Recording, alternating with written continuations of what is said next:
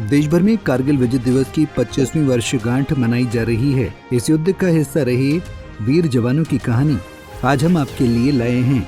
कारगिल युद्ध में भारतीय सेना के जवानों ने पाकिस्तान सेना के छक्के छुड़ा दिए थे और उन्हें भागने पर मजबूर कर दिया था। पाकिस्तान सेना ने साल 1999 में घुसपैठ कर टाइगर हिल पर कब्जा कर लिया था, लेकिन भारतीय जवानों की जांबाजी से पाकिस्तान सेना को मुंह की खानी पड़ी। वहीं ऑनरेरी कैप्टन योगेंद्र सिंह यादव भी कारगिल युद्ध का हिस्सा रहे हैं।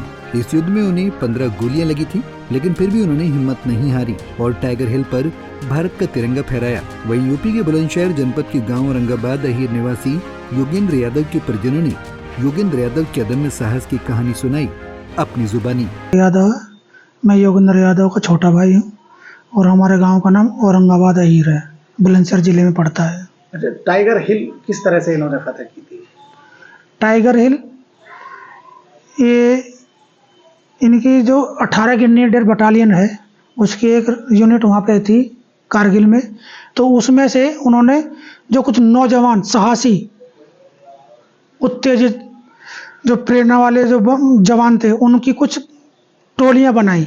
उनमें से एक टोली थी घातक प्लाटून, जिसके ये लीडर बनाए गए। उसमें 7 बंदे थे और इनको टाइगर हिल को फतेह करने का जिम्मा दिया गया।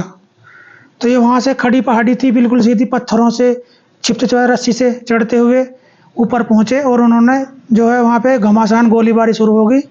तो उसमें इनके बाकी के 6 साथी शहीद हो गए और ये भी बहुत बुरी तरह जख्मी हो गए, छलनी हो गए।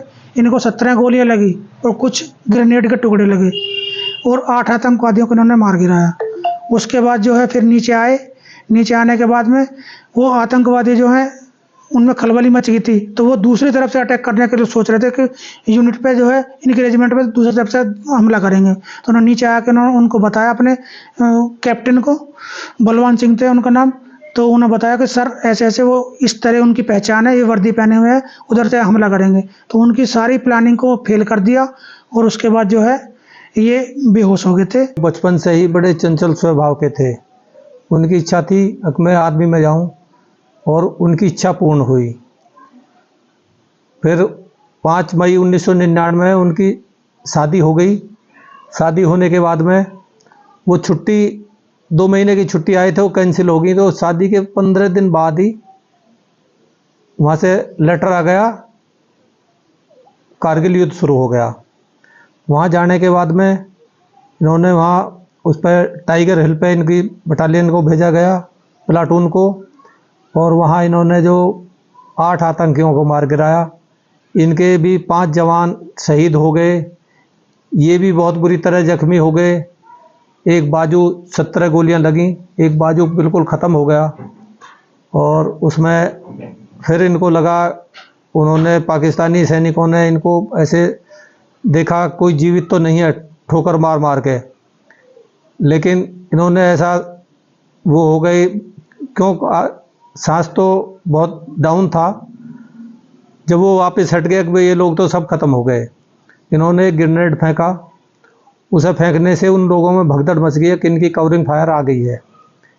फिर ये वहाँ से नीचे अपनी हाथ को बेल्ट से बांध के नीचे फिसलते फिसलते अपनी बटालियन में आए। वहाँ आके बताया कि भाई ऐसे ऐसे है। दरअसल फौजी करण सिंह यादव के पुत्र योगेंद्र यादव 1996 में 18 ग्रेनेडियर बटालियन में भर्ती हुए थे।